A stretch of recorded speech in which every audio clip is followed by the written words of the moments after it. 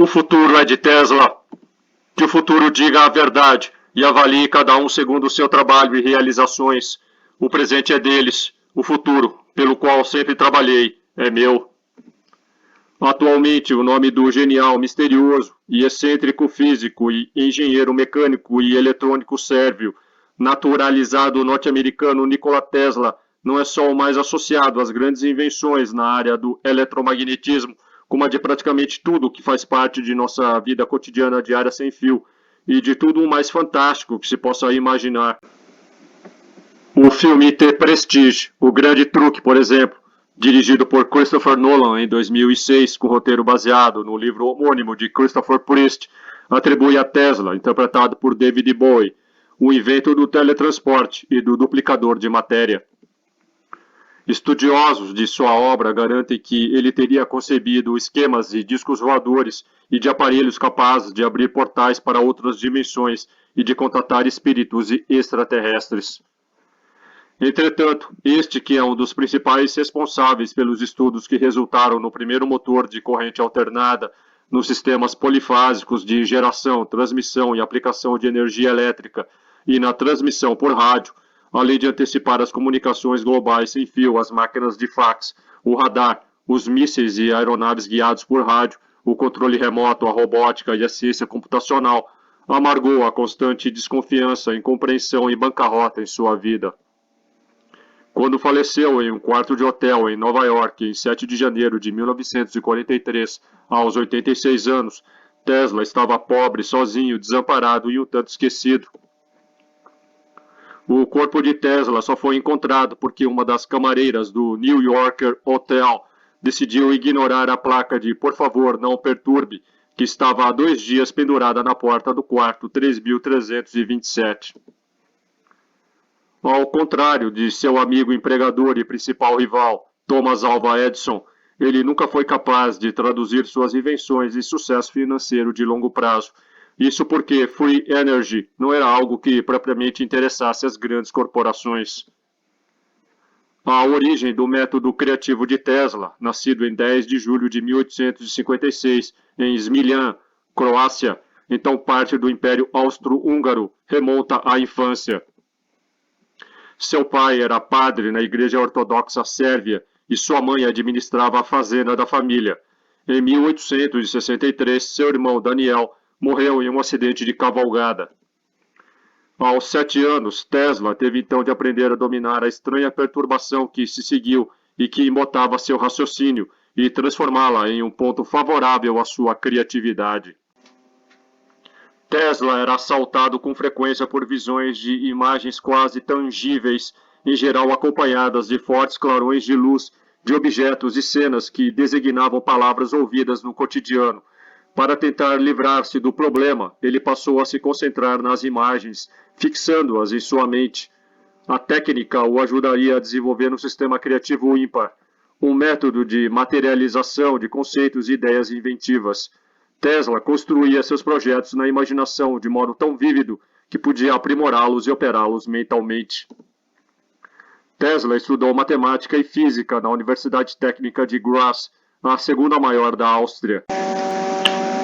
Em 1882, durante uma caminhada, teve a ideia de um motor de corrente alternada sem escovas, fazendo os primeiros esboços de seus eletroímãs giratórios na areia. Mais tarde, naquele ano, ele se mudou para Paris e conseguiu um emprego consertando usinas de corrente contínua com a Continental Edison Company. 2 anos depois, ele imigrou para os Estados Unidos. Tesla chegou a Nova York em 1884 e foi contratado como engenheiro na sede de Thomas Edison em Manhattan. Ele trabalhou lá por 1 ano, impressionando Edison com sua diligência e engenhosidade. Depois de uma tentativa mal-sucedida de abrir sua própria Tesla Electric Light Company e de cavar valas a $2 por dia, Tesla encontrou patrocinadores para apoiar sua pesquisa em corrente alternada. Em 1887 e 1888, ele recebeu mais de 30 patentes por suas invenções. E em 1891 foi convidado a falar sobre seu trabalho no American Institute of Electrical Engineers. Sua palestra chamou a atenção do empresário e engenheiro George Westinghouse, o inventor que lançou o primeiro sistema de energia de corrente alternada perto de Boston e foi o principal competidor de Edison na Batalha das Correntes. Westinghouse contratou Tesla, licenciou as patentes de seu motor corrente alternada e deu a ele seu próprio laboratório.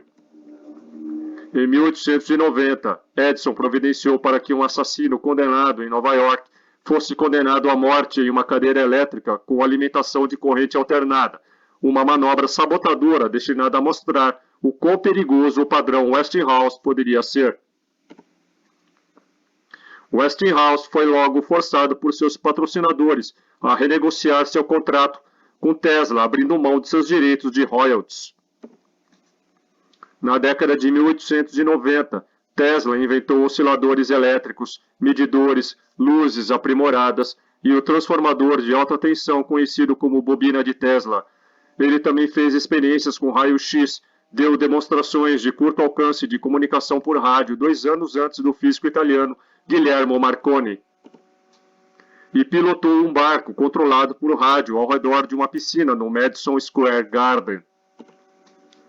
Juntos, Tesla e Westinghouse iluminaram a Exposição Mundial Colombiana de 1893 em Chicago e fizeram parceria com a General Electric para instalar geradores corrente alternada nas cataratas do Niágara, criando a primeira estação de energia moderna. Nas primeiras horas da manhã de 13 de março de 1895, o prédio da South Fifth Avenue, que abrigava o laboratório de Tesla, pegou fogo. Começou no porão do prédio e foi tão intenso que o laboratório do 4º andar de Tesla queimou e desabou no 2º andar. O incêndio não apenas atrasou os projetos em andamento de Tesla, mas também destruiu uma coleção de notas iniciais e material de pesquisa, modelos e peças de demonstração, incluindo muitos que haviam sido exibidos na Exposição Mundial Colombiana de 1893.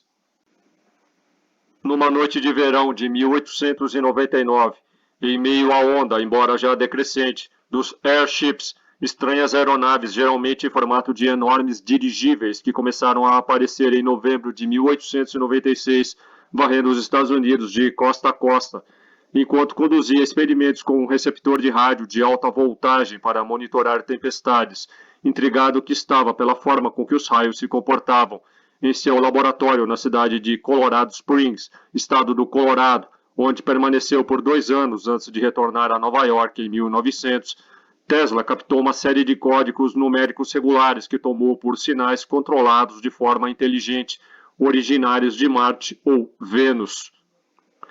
A partir de então, Tesla passou a construir receptores de rádio cada vez mais aprimorados, com os quais alegava estar sendo capaz de ouvir diálogos entre seres inteligentes de outros planetas. Tesla declarou publicamente que havia captado transmissões de extraterrestres, alertando que estes eram inimigos que pretendiam conquistar a Terra, sendo por isso naturalmente ridicularizado. Abre aspas. Tenho uma profunda convicção de que existem seres altamente inteligentes em Marte. Obtive evidências experimentais extraordinárias da existência de vida em Marte, enquanto fazia experiências no Colorado. Captei sinais que interpretei como significando 1, 2, 3, 4. Acredito que os marcianos usaram números para comunicação, porque os números são universais. Fecha aspas. Há rumores de que este incidente foi a motivação por trás dos discos voadores que Tesla inventaria anos depois, conforme veremos adiante. O médico e inventor Otis T. Carr, que alegava ter trabalhado com Tesla em Manhattan, despontou em 1955 nos meios ufológicos contatistas na cidade de Baltimore, no estado do Maryland, quando fundou a OTC Enterprises, uma empresa que pretendia desenvolver e aplicar a tecnologia originalmente concebida por Tesla.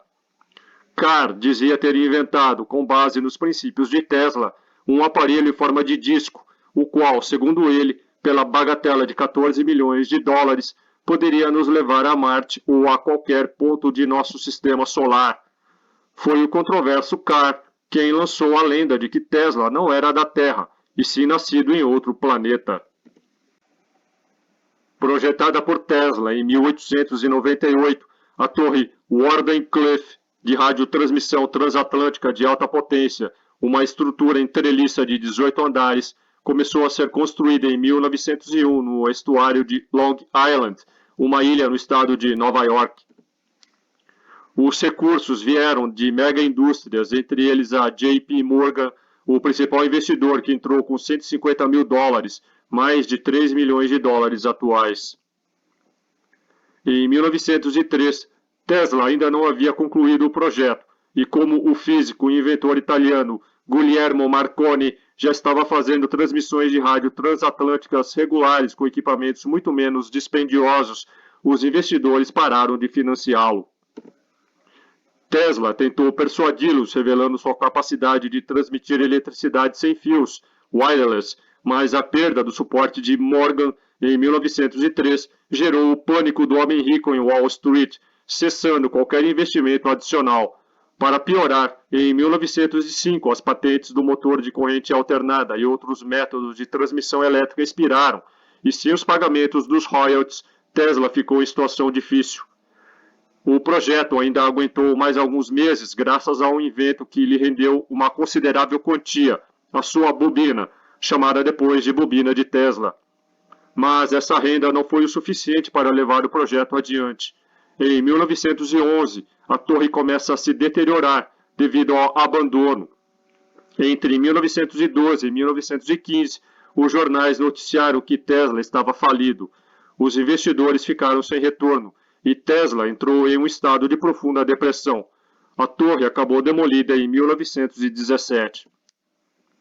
Em 1926, Tesla afirmou que as máquinas voadoras seriam o futuro para o transporte rápido e descomplicado.